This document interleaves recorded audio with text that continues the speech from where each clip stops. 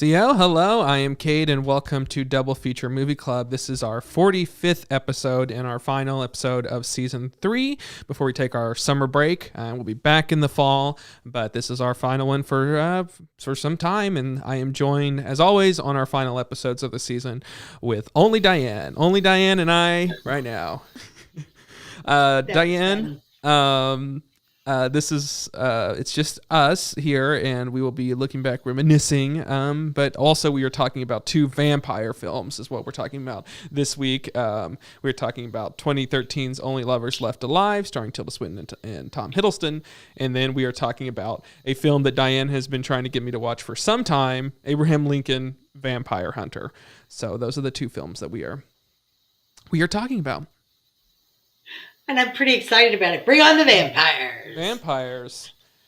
They're unique to cinema, and I mean they're not unique to cinema, but they're in tons of different. But they are a unique genre in cinema, which I do like. I like a vampire. I like a vampire. Too. I like any vampire Tim Burton can come up with. I mean, come on, yeah, you gotta dig that part, right? So, yes. Yeah, that was fun. So tell me, Cade. Yes. Succession. Is it truly over? Succession's over, and you can watch it. I was trying to tell Diane she didn't know what to do with her time. I told her to watch Succession because I might be rewatching it myself. I love the show. It was great. Stuck the landing. It is one of the great shows, and I highly, highly recommend anyone watching it. It is a little. The first 3 episodes are a little rough, but after that, it gets going, and it is amazing. But I'll tell you what's interesting. And I don't know if anyone's picked up on this, but there was like an interview with the guy who plays Carl, which you don't know, but he was on like Access Hollywood or something, and he was talking about how the creator was thinking about doing some odd spinoff about the politics of Succession. And I'm ready for, and so I wonder why no one's really picked that up, because I do think that it does sort of lean that way toward the end, that it's almost doing like a backdoor pilot for the politics that's at play there. Which is, so that I do think that the way it leaves it would make sense for a new show to sort of pick up with some of those exterior characters of the show. And kind of, you could maybe have some characters appear, but they'd be minor characters, just like those characters are minor characters in Succession. So I hope they do that. I think it'd be really interesting from that creator's perspective. Our politics of our age would be an interesting show as well. As good as West Wing? It's West Wing. Well, it would be the anti-West Wing, I think is what it would be. The anti. Well, that might be good. Good. Which I do love. Diane and I both love West Wing. Yes, best show ever. Mm-hmm. First season for sure. Yes, I mean, I like. Yeah, I mean the first few when Aaron Sorkin was there was right. Yeah. Those are the best. Yes. I did not realize until you said this the other day that Aaron Sorkin wrote the Steve Jobs movie, and I have not seen that. So, I love me some Aaron. So I may watch that next, just because I haven't seen it. I didn't realize. How did I miss that? Oh, it's great. It's great. Isn't Julianne Moore in it? No. It's Kate Winslet. Kate Winslet's in it. Oh, that's it. Kate Winslet. Yeah, and she's great. Seth Rogen plays Steve Wozniak, which is an odd little role for him. And he does a pretty good job in it. And Jeff Daniels, who of course he worked with Newsroom. Yeah. He's in it as the guy who takes over as CEO after Steve Jobs is fired, and that's a really interesting role for. Jeff Daniels is always good, but if you have not seen Steve Jobs, check out Steve Jobs. It's one of my favorite films of the past decade, and Michael Fassbender's amazing in it. I'll bring up Michael Fassbender later in the show, but yeah. Okay. I had not seen it, and I definitely would watch it. I loved Newsroom. I hated when that ended. Mm-hmm. So I thought that was such a great concept to take what's truly happening in the world and go behind the scenes at a newsroom on how they put the stories together and put them out there. And I just thought that was just fascinating to look at. a true newsroom. It probably would have been cool to watch it live because of how it was, about real life things there. And I haven't ever watched Newsroom. I've only so that's one of those ones that I have never watched. I've seen so many clips of it because it circulates all those clips online. But I haven't ever watched any of it. Sit down and watched it. Which a big Sorkin fan. Yeah, Jeff Daniels is incredible in it. I've seen almost all of Sorkin's deals except for that, and that one where he did that SNL thing where it only ran for a season, and it was like his take on like the behind the scenes of an SNL.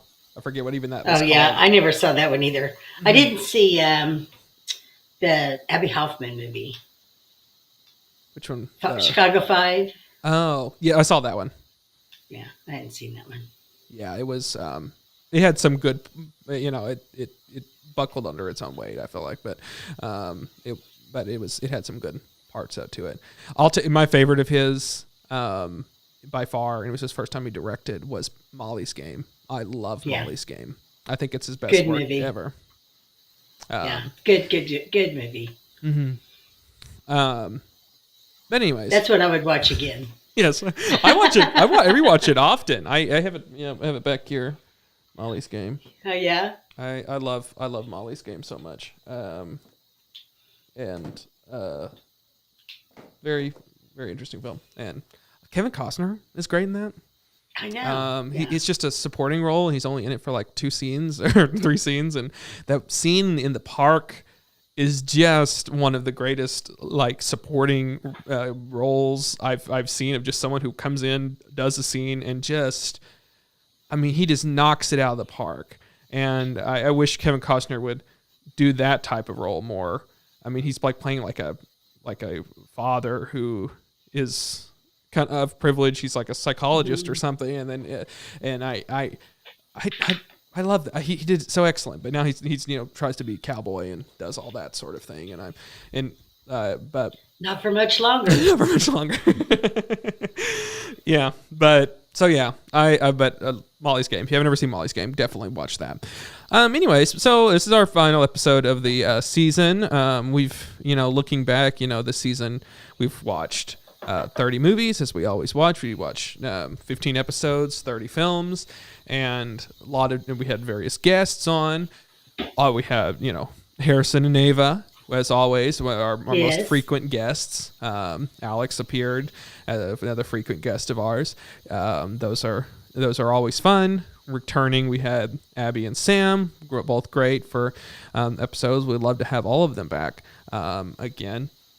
New this season, we had a few people who appeared twice. Luca Silver appeared twice on here, and so did Spencer Plumley.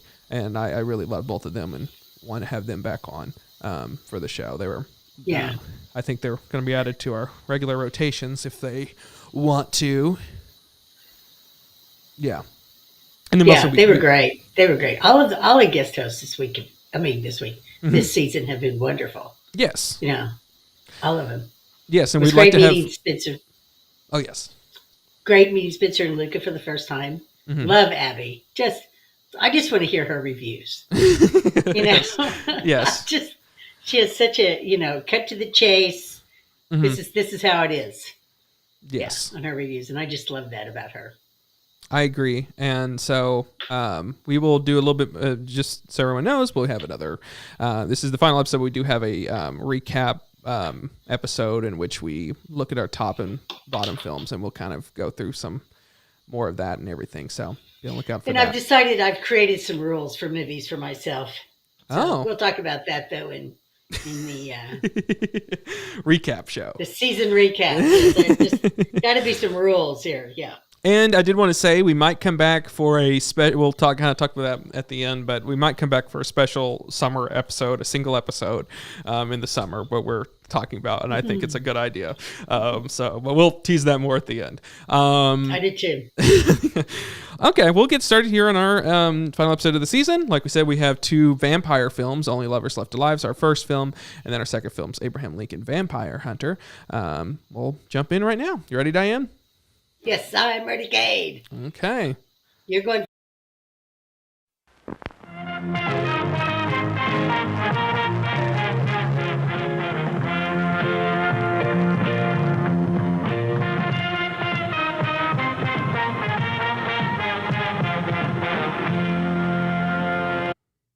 Okay, Only Lovers Left Alive. It is written and directed by Jim Jarmusch. It is from 2014 or 2013, depending on sort of. It was released widely in 2014. So, so it tells the story of two vampires, centuries-old vampires, Tilda Swinton and Tom Hiddleston. They're called Adam and Eve in the show. In the movie, it tells. They're both on opposite sides of the world. Tom Hiddleston lives in Detroit. Tilda Swinton lives in Tangier, and so it's two opposite sides of the world. They have been, their paths have crossed at various points. They're married technically, she calls him and checks on him. He is suicidal. He doesn't really want to live. He's grown. They refer to all the humans as zombies, and he's grown tired of humans sort of reliving the same, creating such an awful world and hurting themselves and whatever. He just wants to leave it. He's also a musician. And makes music and lives in a hermit life. Meanwhile, she's over there in Tangier, and then she comes back to America to be with him during this time. John Hurt's in it. We can talk more about that, but he's over also in Tangier and in Morocco, and he plays Christopher Marlowe, and also a centuries-old vampire. He supplies her with blood, and then Tom Hiddleston gets blood from a local hospital. I don't know how much all this is important, but she goes back to meet him. Her sister, who's her quote unquote not really her sister, but she calls her sister, comes and causes trouble within them, and that is the film. Not going to spoil anything else, but that is the broad strokes of Only Lovers Left Alive. Diane, what did you think of this film? I thought it was captivating. I hung on every word of it. I love the interaction between the two lead characters. Yeah. I could have eaten Tom Hiddleston. I mean, he was just oozed everything wonderful about a man. And I guess the same for what's her name. But the fact that they were so old that they had stopped drinking the blood of humans. There was nothing in for, they had no desire to do that. Yes. I thought that was really interesting. Love John Hurt in this. Oh, I know. That's my first note is I love John Hurt. Wonderful. I love John Hurt. And isn't that a treat whenever you sit there, you have seen, an actor so much and then he passes and then you go and you find a new movie and it's like an excellent performance that you missed of them.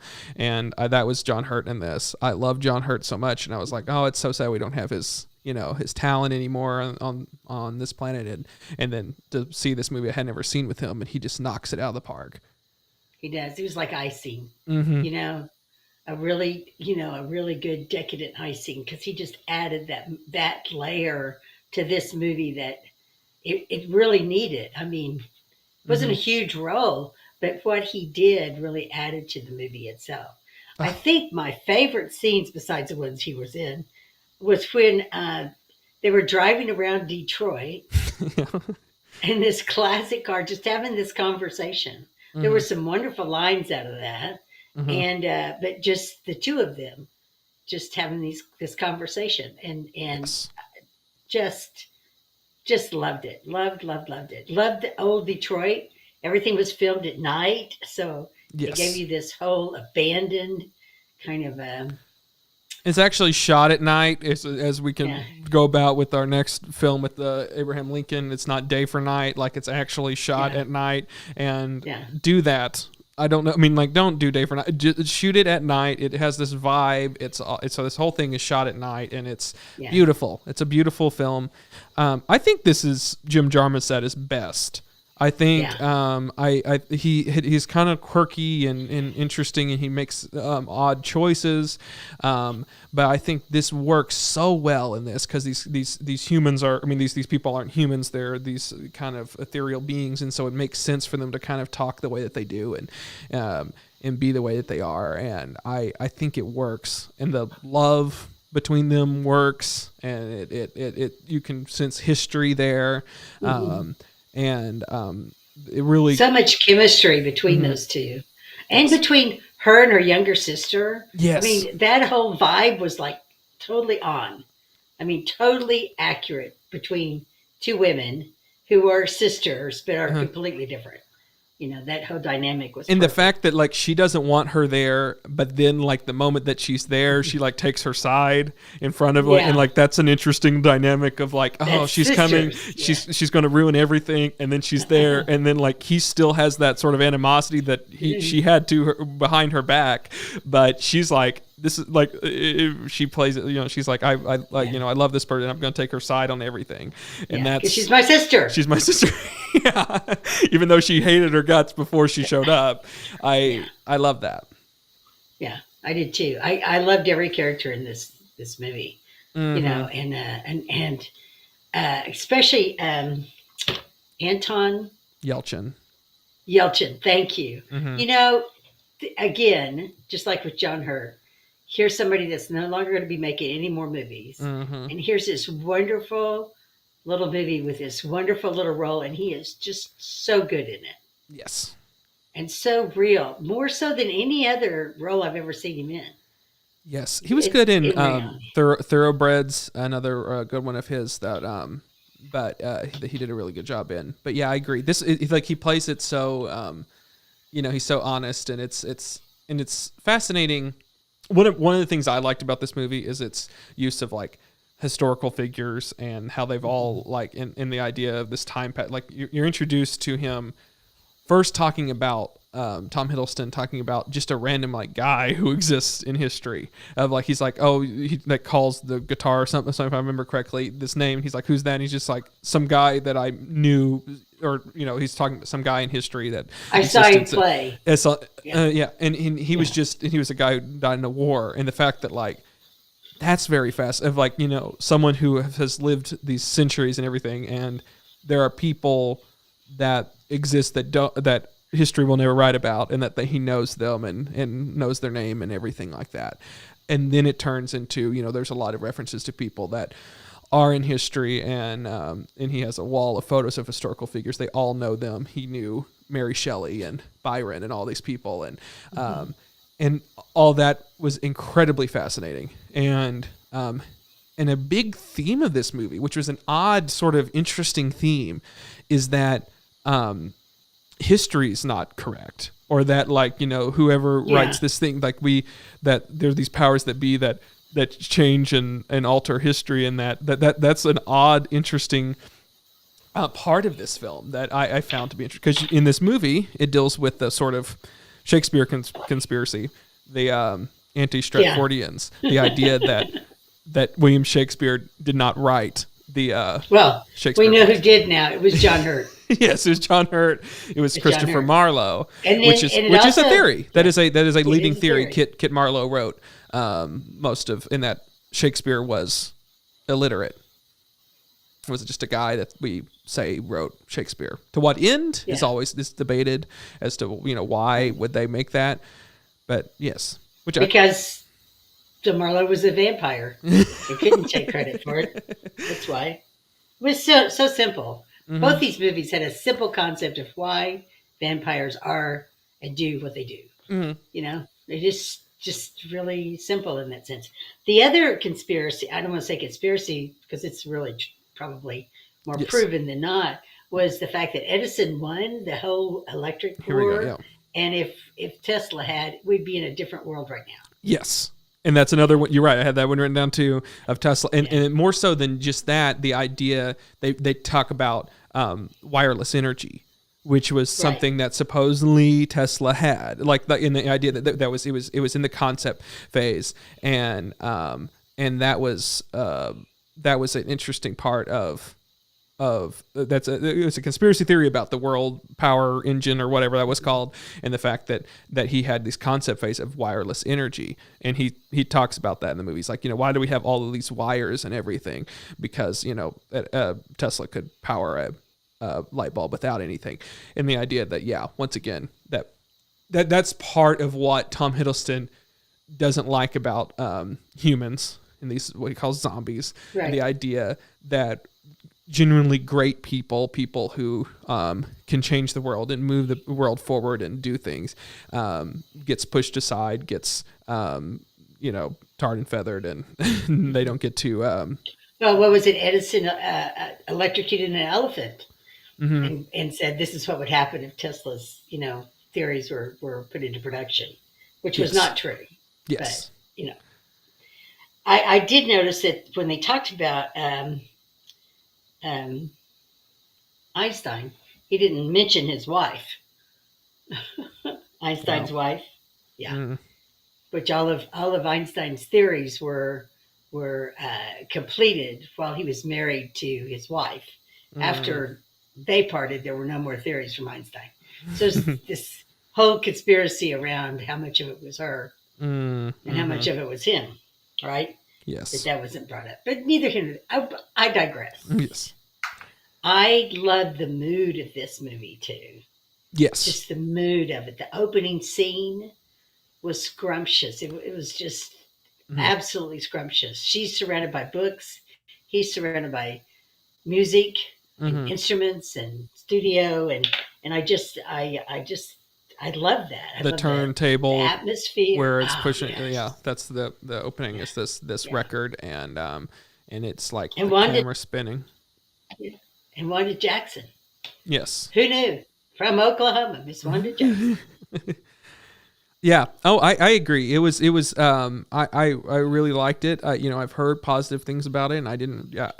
I found it to be incredibly interesting and incredibly, like, it was, of course, about love and about all that, but it's also about these sort of greater ideas of humanity and who we choose to sort of deify and what and why do we do that, and and are we worth saving what and then like it's all very it's very interesting because in the fact that two of the most interesting, people they leave, and that's the whole, the idea that perhaps the good people die or whatever. I don't know. It's very fascinating. I had a note about the one thing that completely took me out of the film was when she calls him and she's like, "I want to see your face," and she's on her iPhone. And then he switches from a phone to getting it onto this analog TV, and she's over there, and then she's seeing him on her phone, and I'm like, that's very much a Jim Jarmusch-ism of this weird kind of I'm really having to suspend my disbelief here that she's getting this clean photo of him on her iPhone through, I guess through some sort of means. It's not FaceTime. It's just somehow on her phone, and he's somehow patched it through this patchwork of things, which, given later in the film, you get that he's collected this energy from Tesla and these different things of these odd, these hidden technologies of history that other people don't have access to, and he's able to sort of rig these things. But it still suspends your disbelief that whatever he comes up with would work on an iPhone system. Well, he did open a laptop too, but yeah, that was kind of your first really deep dive into his inventions and the things that he had learned from his contemporaries like Tesla and all that. I think that there's a comment made by Ian earlier, about how there's no power except for at his house, but it was just a side, kind of a throwaway comment. And then you find out later it's because he's invented this whole. Okay. Yes, I agree. Yes, and there's different.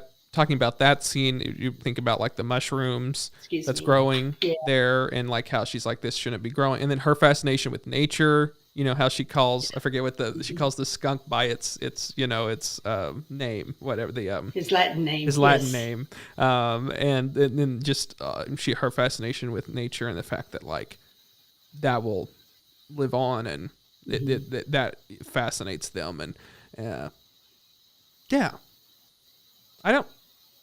I mean, in the love of music, well, one thing, like, the fact that, like, they're driving through night, and there's he mentions that, hey, you want to go see the Motown Museum, and it was not too good at night because it's closed or whatever, and then she says she's more of a Stax fan, or, and that's, I know. Which is... Stats girl. I'm more of a Stats girl. Yes. Yeah.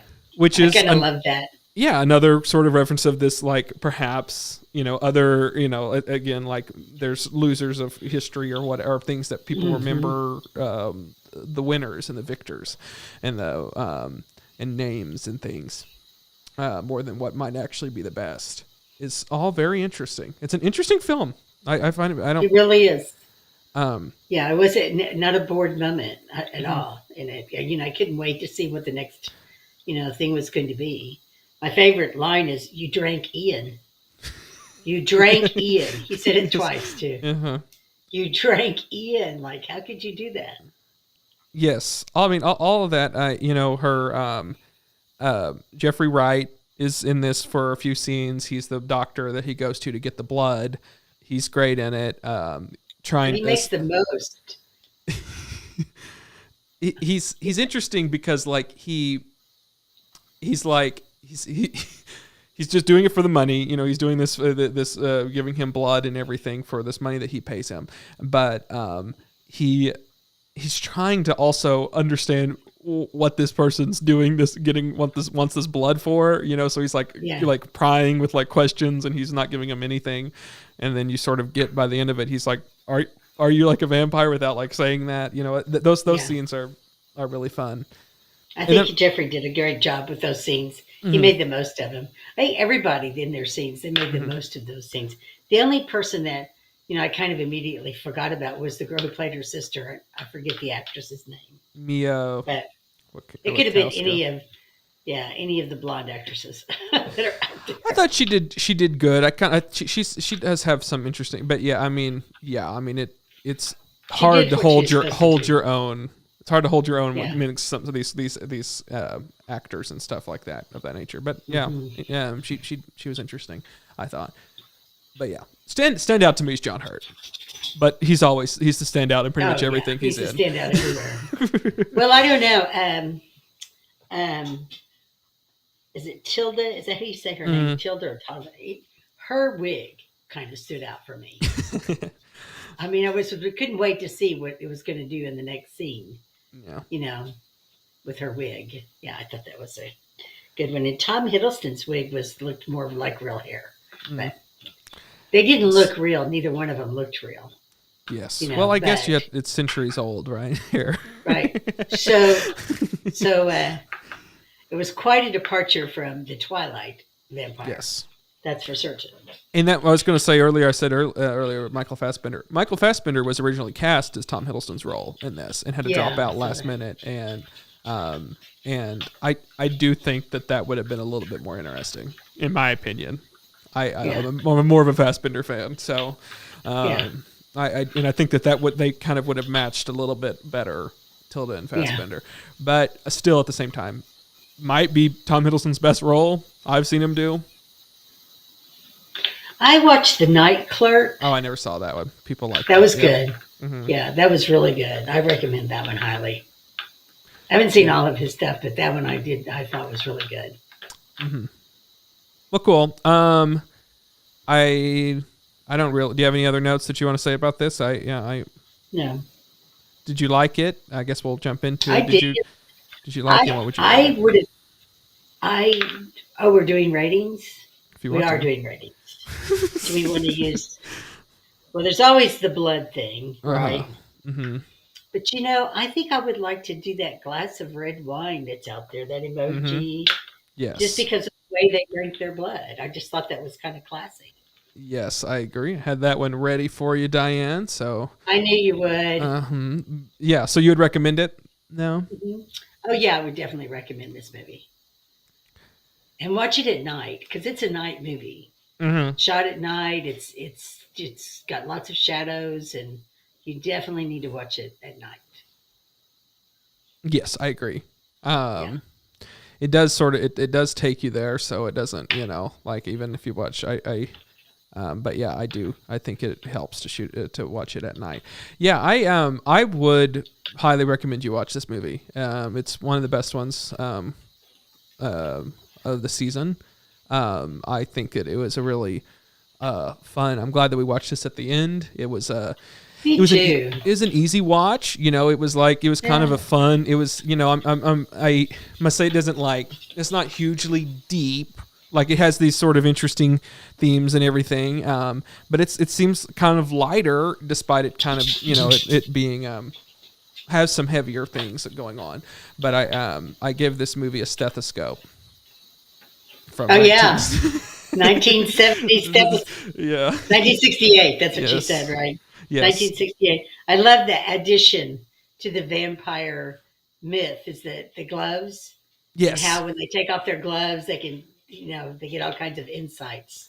Well, I think the idea was that was their way of, because, big lore, and she mentions that with her sister, is that vampires can't enter a room without being welcomed.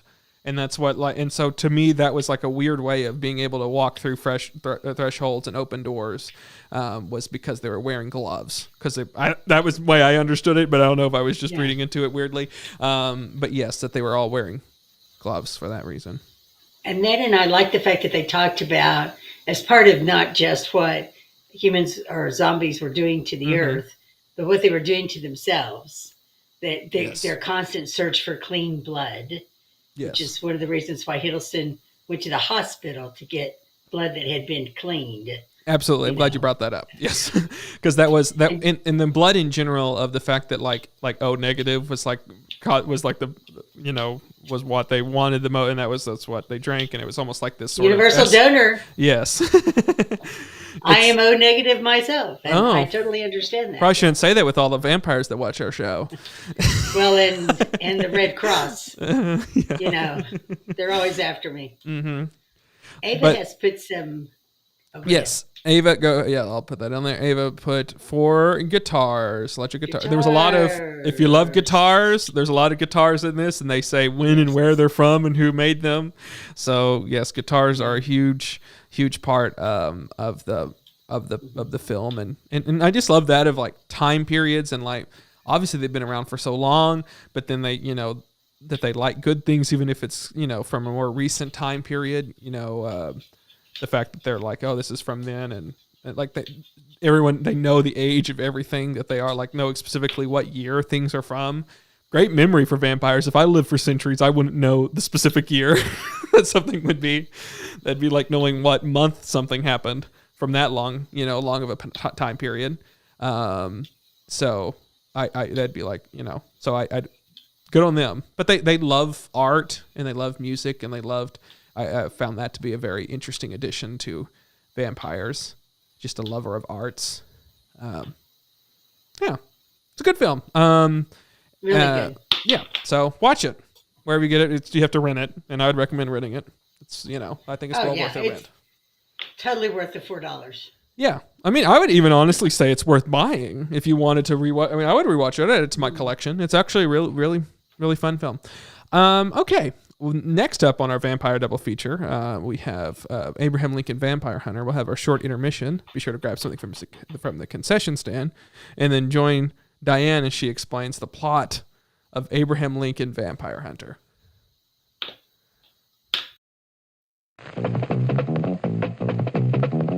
Good evening, ladies and gentlemen. It's intermission time.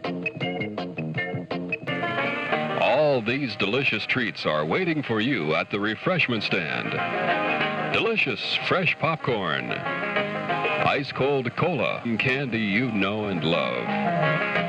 They're all ready for you now, so you won't have to miss any of the feature. Come and get them. And now, on with the show.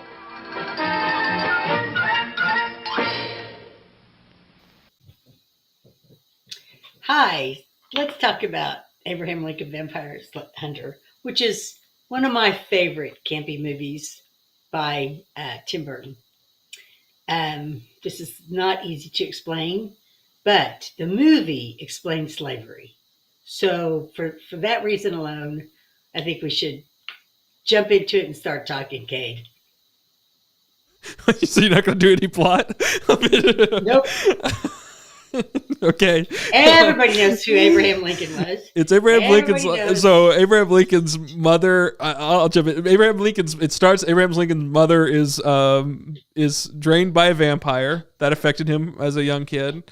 And then he's like, these vampires, and he starts hunting vampires. And someone's like, hey, let me help you hunt vampires. And then he gives him an axe. He's like, well, he gives him an option to use guns, and he's like, no, I used to use an axe, I'll use an axe. And then there's a training montage where he's using an axe, and then he hunts vampires, and then he meets Stephen Douglas, who is, I guess in this alternate history, there's a weird love triangle between Stephen Douglas and Mary Todd and Abraham Lincoln.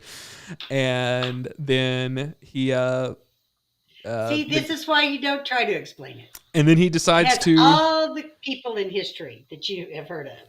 Then he decides to run for president, and he, in flash forward, jumps through all of that, and then he just becomes president. Like, there's a hard cut, and he's like, I'm going to enter politics. Hard cut, he's president of the United States. and then explosions and things happen. And I'll say it, Diane. You might like it. This is an awful film. Did you know that Stephen Douglas and Mary Todd were actually romantically involved? Is that true? I did not know that. See, this is why this is such a good movie. It takes all of these tidbits of truth and interweaves them with this fantasy that is absolutely not true, or that you don't think is true. But if you believe in vampires, it kind of makes sense too, So that's but the whole story. Everybody's explained in the movie as far as what their job is and what they're supposed to do. And I love the fact that it takes itself seriously when it shouldn't. Okay, I had to look this up, Diane. You are absolutely right that Stephen Douglas and Mary Todd. I did not know. Everybody knows that there was I did not know that. He stole. This is what started the animosity between the two of them. Okay. Yes. Well, that is fascinating. Started it. And Mary and Abraham did have a son named Willie that did die from a blood disease. Yes. So none of this is okay. So let me just back up for a second. Okay.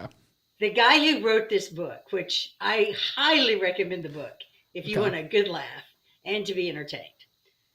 He's in the bookstore with his teenage daughter.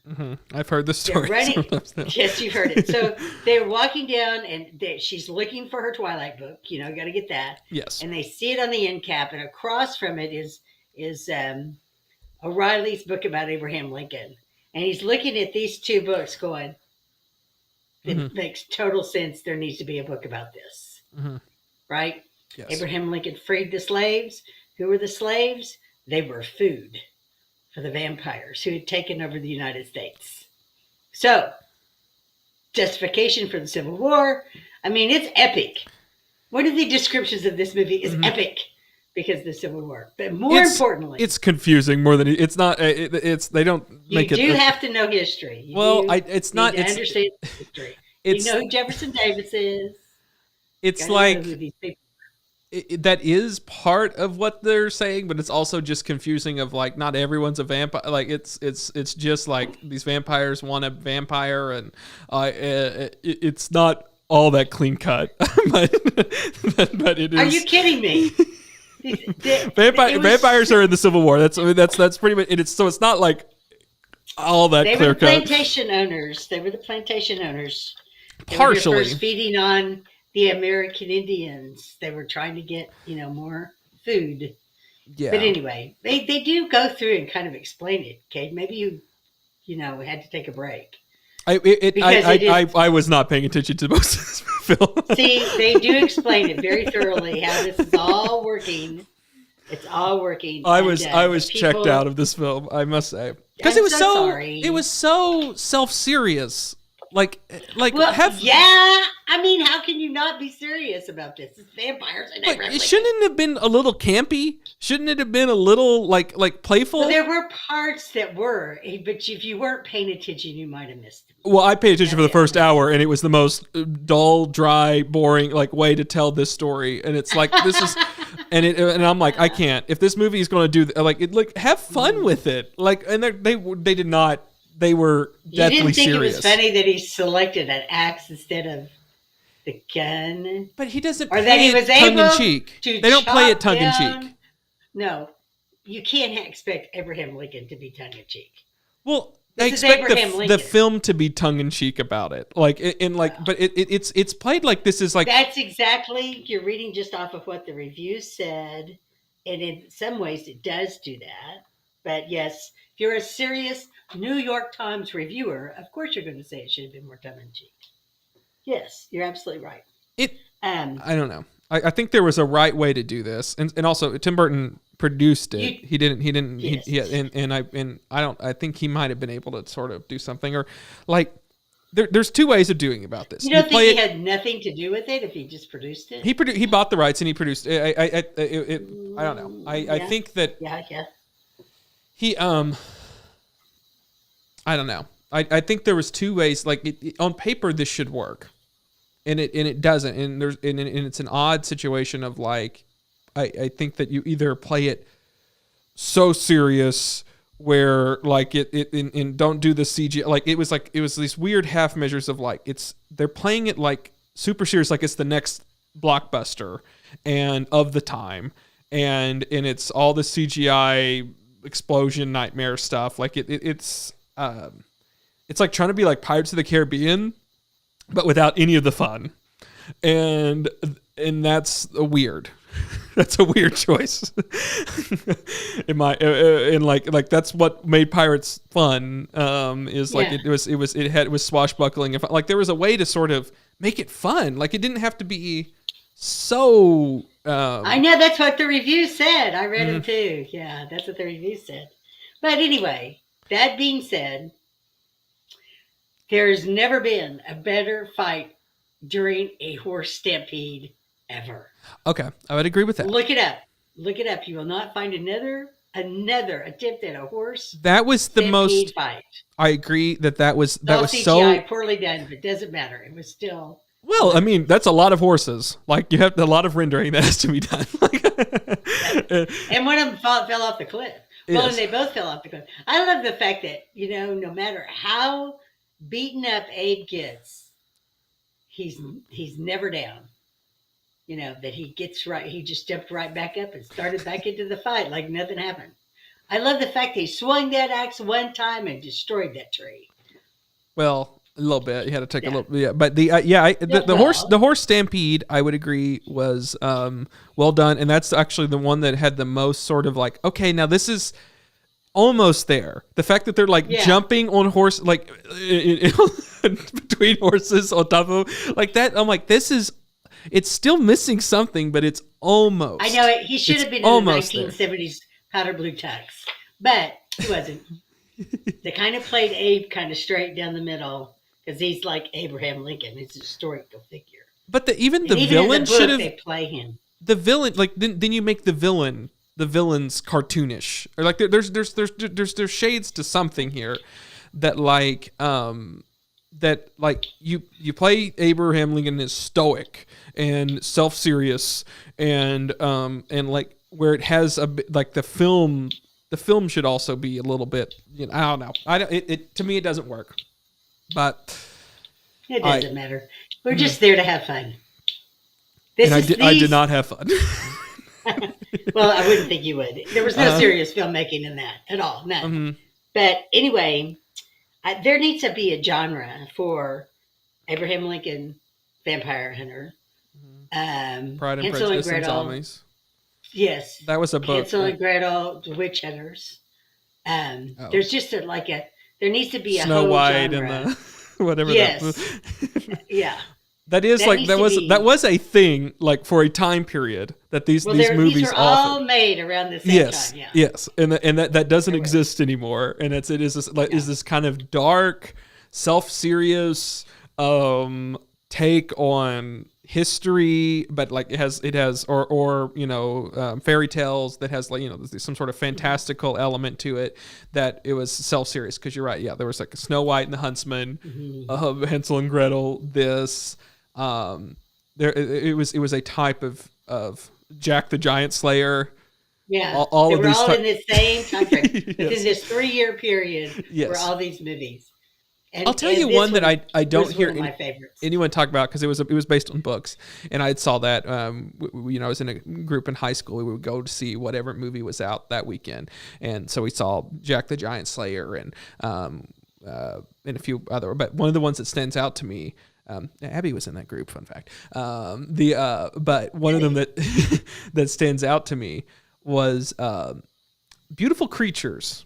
No one talks about that, and that was and like that's what this was missing, was Jeremy Irons was the bad guy in Beautiful Creatures, and he was a southern plantation owner, or I don't know if he's a plantation, but he was a southern guy who was in charge of this family, and he put on this thick accent, and he was chewing scenery as only Jeremy Irons could. There's like a scene in which he like plays this organ, and it's like bellowing through the, like he was great, and that's what this was desperately needing, was that sort of cartoonishly large villain of like, but only Jeremy Irons can do something like that. Like, I don't think Rufus Sewell could do that. He didn't pull that off. I think there was an attempt, because some of his lines are really out there, but there was an attempt, but I don't think he was able to pull it off, even though he should have been able to. Usually he's a good choice to play a villain. Another one from in a different movie. Another one from that time period. It was also the same time I watched with that group, Warm Bodies, where it was that romantic comedy or whatever with Nicholas Hoult about with a zombie at the lead. I think that might have been the best of the bunch there that I saw, and I really, I don't know. I kind of like that the Hansel and Gretel, Witch Hunters. Yeah, I like that one. Jeremy Renner. Yeah. How can you go wrong? He didn't even bother with an accent. You got the Modesto, California accent. And Gemma, the Bond girl. What's her name? I don't remember. They're brother and sister, and she has an English accent, and he has an American accent. Oh my God. It was perfect. It was perfect. Yes. Perfect. Anyway, I kind of love this little subgenre. Yes. Movies. I'm trying to watch all of them. It was an interesting time. It was certainly an interesting time. And they're all like, no one talks about them anymore.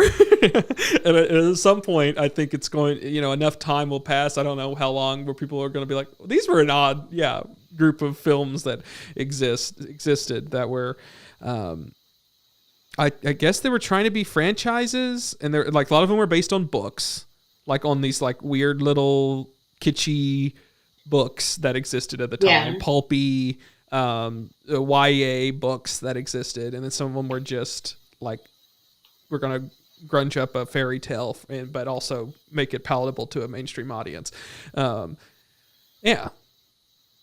And none of them popped off, but I guess they all made enough money that they kept greenlighting things like that. Well, yeah, I think it might have. I was looking this up because I wanted to make sure I had the right dates for this. This might have started with Tim Burton and Sweeney Todd, or Sleepy Hollow. Because he started this. He started this genre. I don't care what anybody says. He started it. Yeah, because then later, like Dark Shadows, I would say would kind of be a little bit in that, and we saw that with that group too.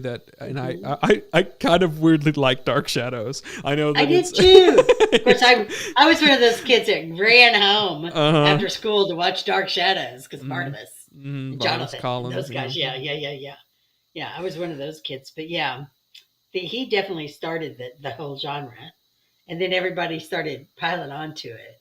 Yes, you're right. Yeah, but it was my favorite subgenre for a long time. And when you said you hadn't seen this one, I thought, oh, he's got to see this. And I think had I seen it during the time, I might have liked it. No, but you have a different, and have a different because if I saw Beautiful Creatures now with no context of seeing that when I was younger, I would probably be like, oh God, what's this film? This is awful. But I have a weird nostalgia for it and so I don't know. and like all of those were kind of like, oh, that was, you know, it was a good time or whatever. And I do think if I had saw during that time Abraham Lincoln, you know, killing vampires, it might have been a different story. Oh yeah, because you had, you know, you had the Huntsman, and yes, if you'd watched it with these other movies that were coming out around that time, you might have had a different life for it. That's when I saw it, and that's true. Because I was totally into that. I mean, you know, Tim Burton had me hook, line, and sinker. You know, that's a good point. That like in comparison to that, this would have been like an interesting flavor of like here. Oh yeah, that like in comparison to these other ones that are just, you know, it's like okay, now we're throwing Abraham Lincoln in into this subgenre that existed during that time period. Which I love the concept of it. You know, it's all of these concept. movies all had a weird and interesting concept of the time, and I thought this one was the most creative. Now, where I do think they used the Underground Railroad. Yes, they did a lot. They had Harriet Tubman. I mean, they had it all. They did, and the one, and I would say that the one thing that this was missing is some sort of like all of those other ones we mentioned do have some weird character actor that comes in and like gives this hammy performance that makes it all great. And I like I think it was John Malkovich in Warm Body. Like there was a lot of odd little like they would bring in some character actor. I would have to look, but I think, and maybe some of his role was left on the cutting room floor. But the guy who played Stevens, Alan Tudyk. Yes, I think he was supposed to be that guy. I agree. But something got cut in there. Yes. Because he was a huge nemesis of Lincoln in real life. And they were obviously on opposite ends or what do they call it? Whenever two guys are going at the same girl. Yeah. Yes. I agree. I'm like, oh, this is interesting. And he's an interesting character. I agree that like he something must have gotten cut. Well, I think at a certain point you're like, okay, we got to get to when he's president. And then so they skip over a lot, like they even skip over a lot. They kind of do a montage of the Lincoln Douglas debates. They do. And I'm like, okay. And then we're just like, okay, we just got to get to it. We just got to get to him being president. And I don't know what the book's like, but to me, that's the section that would have been interesting. That was like him running for president and him trying to, and then him making that decision. And it makes no sense of just like, he's hunting vampires and then all of a sudden the switch of like, I'm doing politics now. And then just becoming president. And then this echoes of his past. More than likely, the filmmakers are assuming that you know the history of Lincoln himself. Yes. That you know what led up to him becoming president and all that kind of stuff. So there's some assumptions I think that they're making in there that they didn't need to include stuff. But you're right. It kind of is in the book itself. He makes this trip up and down to New Orleans quite frequently, and also in the book he meets Edgar Allan Poe.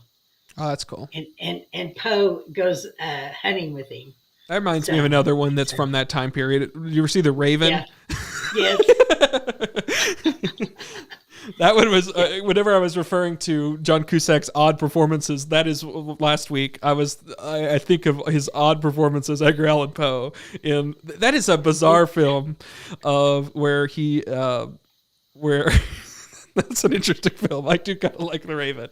It's hard R, for like horror and everything, which is also odd. Most of them were PG-13 films, but this one is like, if you've never seen The Raven, John Cusack plays this bizarre performance of Edgar Allan Poe, and he's being tasked with helping solve these murders in Baltimore, and that are according to his books and according to his famous stories. And so the police contact him and help solve these murders, and it's like these like Saw-esque murders, like these gruesome things, and you have John Cusack playing Edgar Allan Poe in the center of this bizarre film, and it's good. It's good. Yeah, it's bad, but it's good. It's like all the rest of these. On Rotten Tomatoes, they have anywhere from 13 to 25 is the rating, but the users are at like 70 to 90, just because they realize that this is the kind of movie that I'm watching, and they're kind of fun. And you go buy your popcorn, and especially if you like to see some blood and some vampires, as you in your mind what you think they would actually look like when they vamp out, instead of being beautiful all the time. Yes. Yeah. Anyway, so yes, these were like the contrasting vampire movies in a sense. Mm-hmm. There was the beautiful vampires, beautiful love story, beautiful Yes. lives that they have to continue on at the end by killing someone. Mm-hmm. And then you Spoiler have, alert. the mercenary, Mm-hmm. the I don't know what to even call them except for monsters, because that's Yeah. what they kept referring to them as monsters. So it's two opposite ends of the spectrum of vampires, and I love it, and I love that this was our last two movies. Yes. What did you what's your Oh. favorite vampire movie, or what sticks out to you as good vampire movies besides these two? Oh, Dark Shadows. Dark Shadows. Because Barnabas was a vampire. Mm-hmm. Yeah. I'll tell you, Actually, I'm a big. I don't.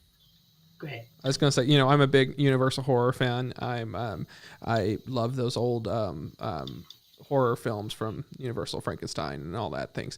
And so obviously you have Dracula, which Dracula.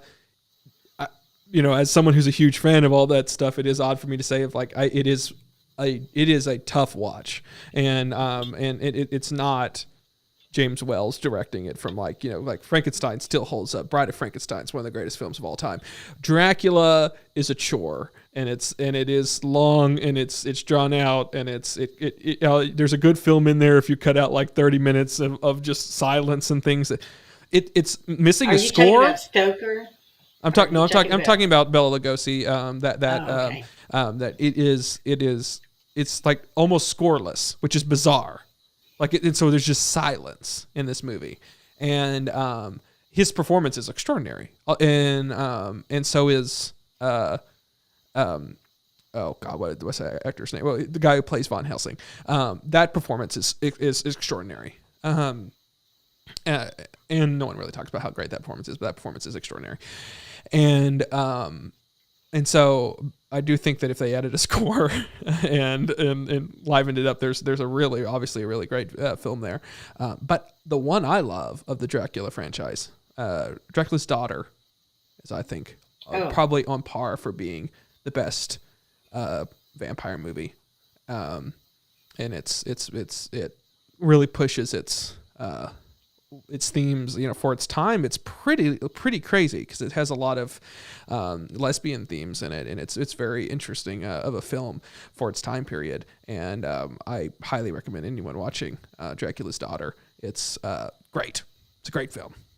I was looking it up. It really works. See, because I haven't seen it. And it's also odd that Bella never played. Everyone else has played. Boris played Frankenstein in a few films. Bella only did the one for Universal. That was all he did. He later, of course, was appeared in Plan 9, as a Dracula-esque character or whatever, but never really came back, which was odd. I mean, of course, he dies at the end of Dracula, spoiler, but so does Frankenstein, and he comes back for all the sequels. He dies in every single one.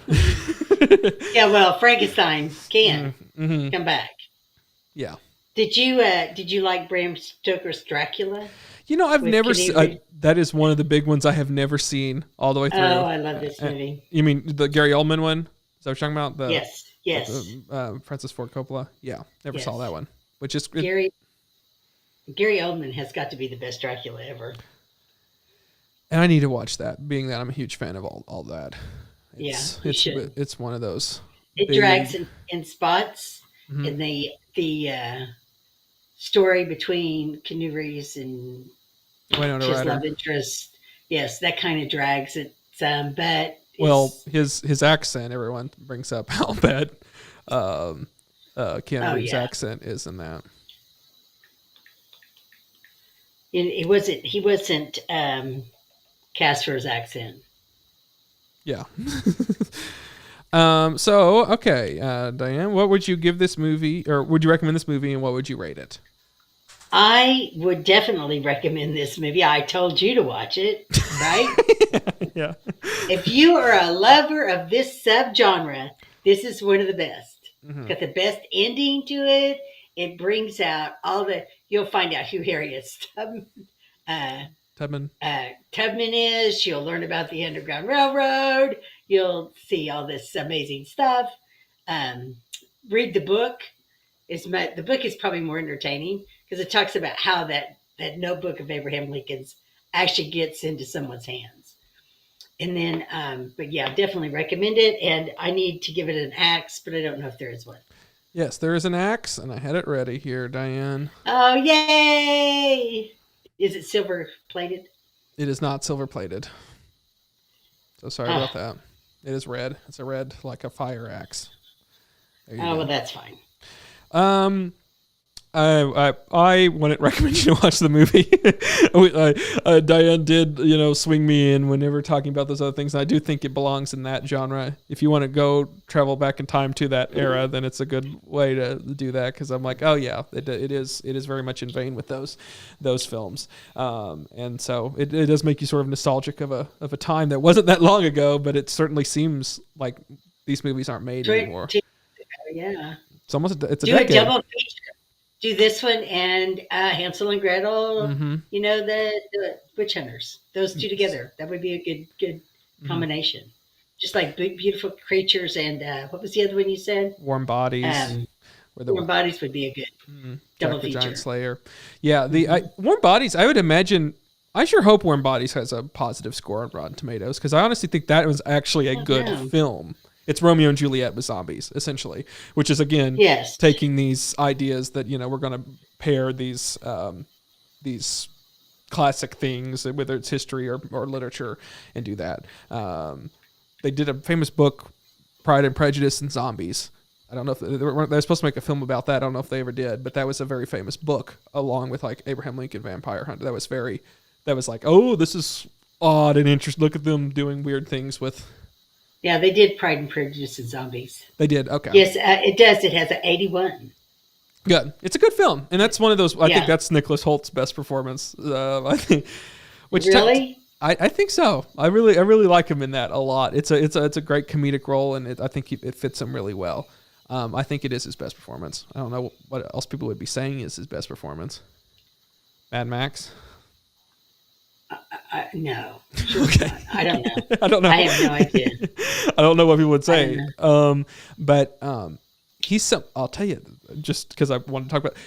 He's in the running again, supposedly for Superman. He was in the he was in the running for Batman when instead of Robert Pattinson. It was between him and Robert Pattinson for Batman, and he tried on the suit and everything and screen tested and then lost it, and now supposedly he's in the final running for Superman, and it doesn't look like he's going to get it again. And that's one of the most unlucky people who keep trying, almost being Hollywood's person and not quite doing it. Speaking of vampires, he was in Renfield. I don't know. Getting the role of Superman, is that really good for your career, though? It certainly made Henry Cavill a household name. I mean, it's more of like a pity thing that people feel about the whole Superman thing with him, but I do think it broke Henry Cavill. But he deserved better. I think we all agree with that. But at the same time, the best Superman performance is Henry Cavill in the Ultimate Edition of Batman v Superman. That is the definitive Superman, in my opinion. That is how you do Superman in the modern day. Almost all of that is cut out in the theatrical cut. You don't get any of that. So everyone who saw it in the theaters, they're like, Superman's like a bit character in the movie. But there's like, the way you do Superman is that performance, and how it was written, which is a guy who is trying his hardest, but in this modern world where everyone's like looks at every action and every decision as a political choice, and someone who can't save everyone, and you have to choose who lives and who dies is a haunting choice, and that is powerful stuff for a Superman movie. And I think that it was fascinating. And as someone who's like, I'm just trying to do good here, but what is good when I can only do so much, and I'm trying to have a life, and people love me, but I don't know, I can't do everything. Anyways, give this movie a top hat. Oh, that's a good idea. Because he does have the hat. He does have the hat. Which I did not know you could stand on one of those. No, I agree. I was waiting for it, like in a movie where they kind of did a little bit more comedic. It would crumble after a bit, like she'd be doing that and then it would fall.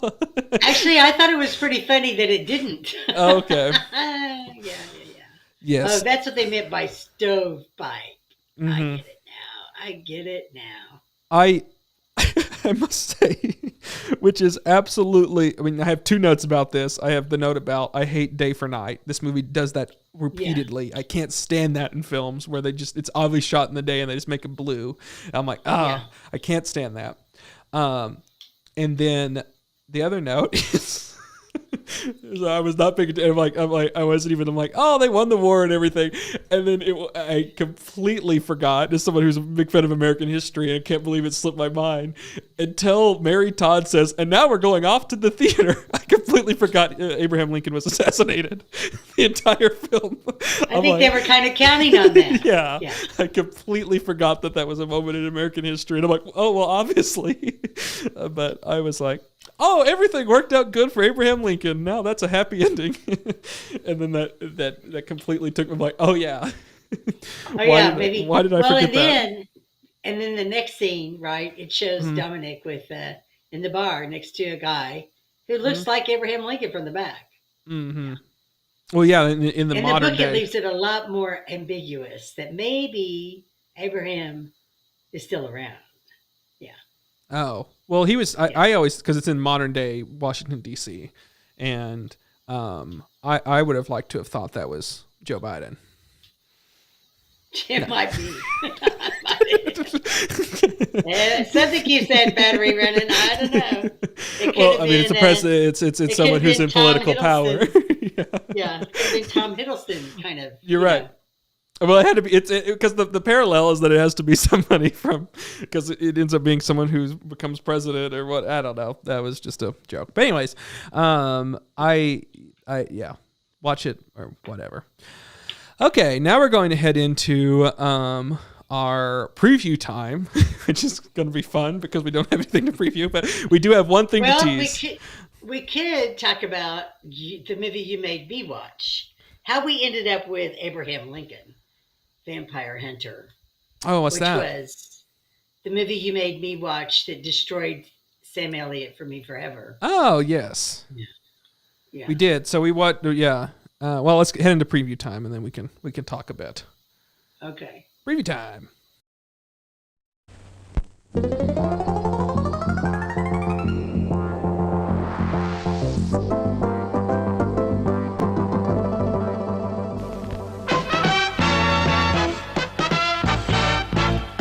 And now, preview time.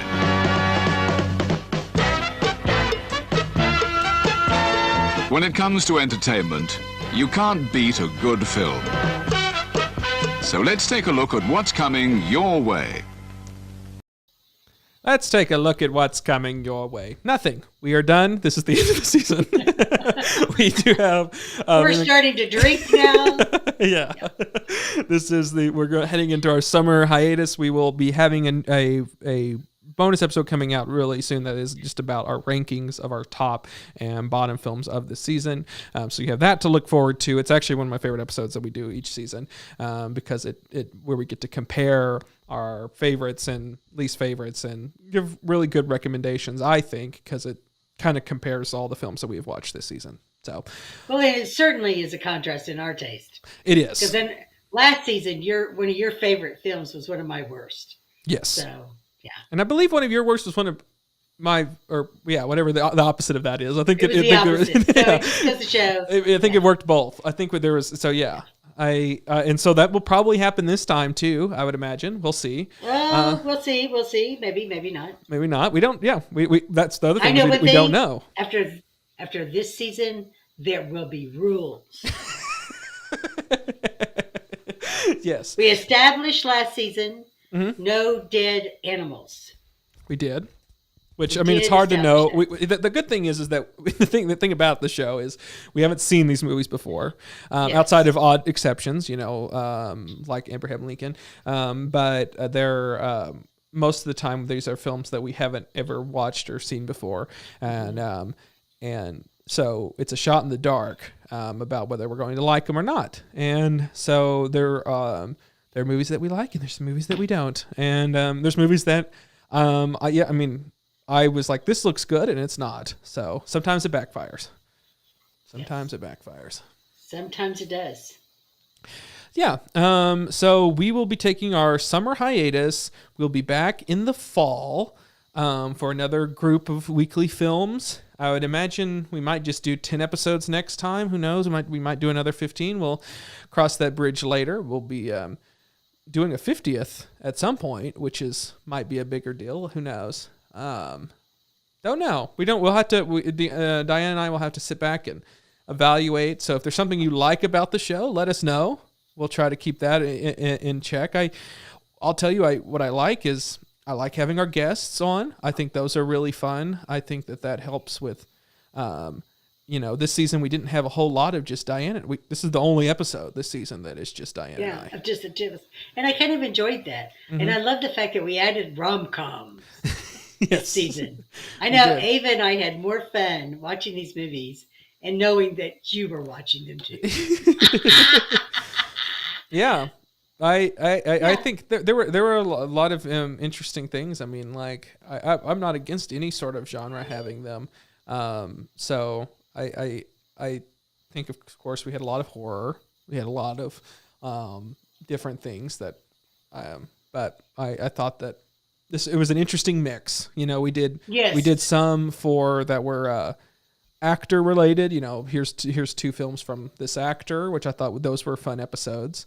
And then all that it was good. So that we'll evaluate and see what we want to do and what we want to keep. I think we're still going to keep in 2010s. We still have a few movies on our initial list that when we created the show that we're still got to get through.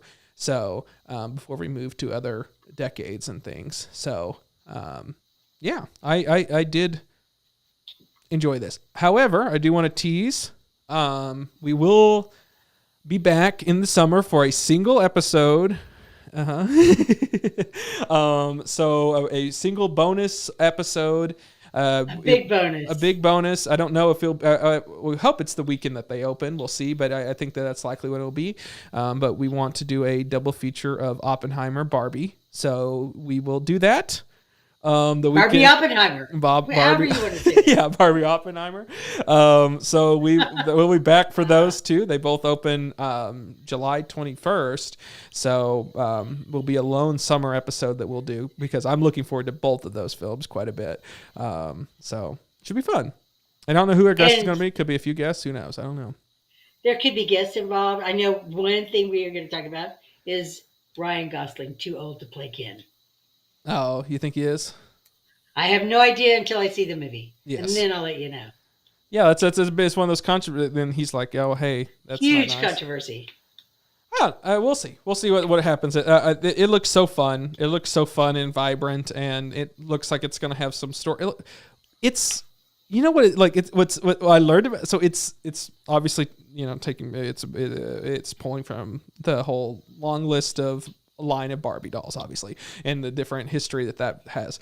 But the other thing that gets credited as a source, in fact, it's credited in, it's going to be credited in the film as a source, which is very specific, is the book Reviving Ophelia, which is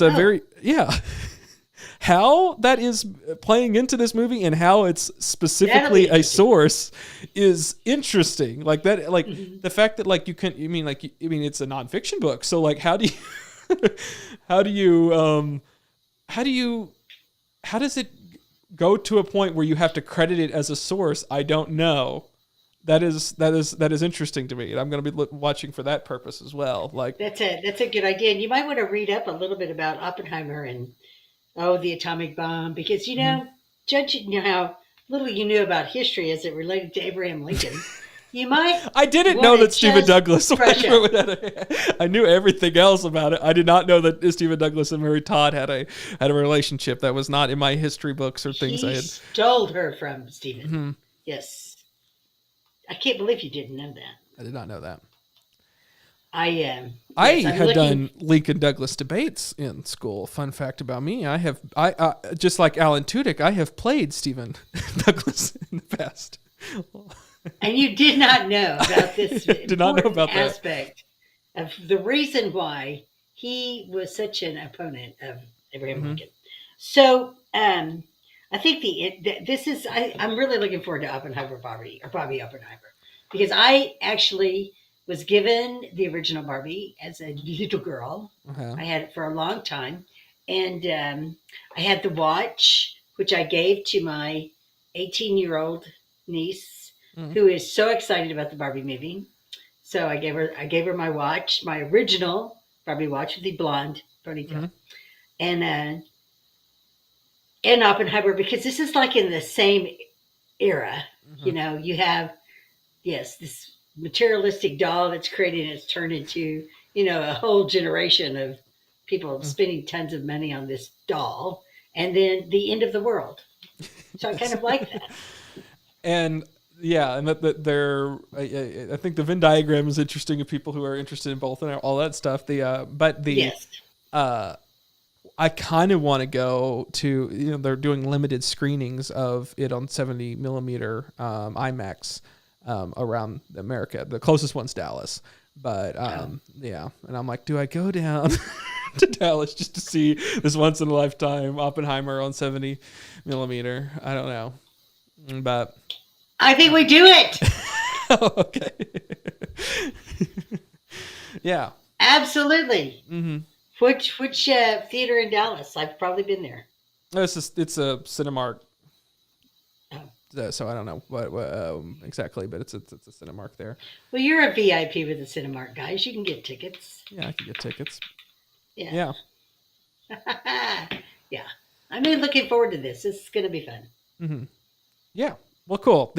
So that is that, and we'll be back in the fall. We don't have the exact date yet. We'll figure that out. We'll be sure to do that. You can find out that date when we announce it on our social media channels. We are on Instagram and Twitter at Double Feature MC. So check us out there. We'll also have 60-second reviews of these two vampire films we just talked about. So if you haven't ever checked out our 60-second reviews, they're really fun, and I like watching them. They're bite-sized versions of what we think and everything, and I recommend checking those out. That's also I wanted to plug. Diane was the most recent guest on Cade and Friends, our sister podcast. So much fun. So check that out. We will also be going on a summer hiatus shortly, as I hopefully work on some projects. Next time you see me, we'll maybe have some updates on projects and things. I used this summer to work on things and stuff. So I'm excited to whatever I do. Well, I'll trying to figure that all out right now. So we'll have some updates next time you see me. But yes, in the meantime, check out Diane's episode. Yes, because I do talk about getting to play Patty Hearst. So yes, you don't get to do that very often in a lifetime. So I did get to do that. So I did talk about that, and I enjoyed our conversation with you and Alex. Alex is always a lot of fun. Yes, Diane robs bank once. Just once. Yes. Just once. And so it is, yes, check that out. It's available where you get your podcasts, Cade and Friends, or on the YouTube, on my YouTube, youtube.com/Cade Thomas. You can listen to the video version of this on my YouTube channel if you're listening to this podcast at youtube.com/Cade Thomas. If you're watching the live stream, you can always listen to us next day, wherever you get your podcasts. Rate us 5 stars. Tell your friends. Like all the buttons, subscribe, hit all the buttons. Yes. We appreciate all of the people who listen to us and keep listening. Absolutely. Tubi, if you're out there, we really want you to know we love you. Yes, we love you, Tubi. If you sponsor podcast, we'll watch all Tubi movies next season if you sponsor us. And you know who I want us to sponsor us is the podcast Endless. Next time we have Ava on, we should have a show just to talk about that podcast, or I don't know the HBO Max, the Max thing. Yeah, Max. The Max. You've got to watch it, Cade. It's hilarious. It's like a car Smartless. You can't look away. Smartless. Smartless. Yes. Sorry. That's right. What did I call it? It doesn't matter what I called it. You've got to watch it because it is like a car wreck. You cannot look away. You just have to watch it. Yeah. Well, cool. I had fun Smart this season, Diane. I love being here with you and talking these films. I missed you for a few episodes there. I'm glad you're back, and we'll be back for a new season later this year, and I look forward to that. I love talking films with you. Me too. I learn every time. Well, great. We'll see. That's the end of season 3. Be sure to check out our best and worst of when it comes out in the following weeks, and that should be a fun episode too. And trust my list. Great. See ya. Bye. Bye.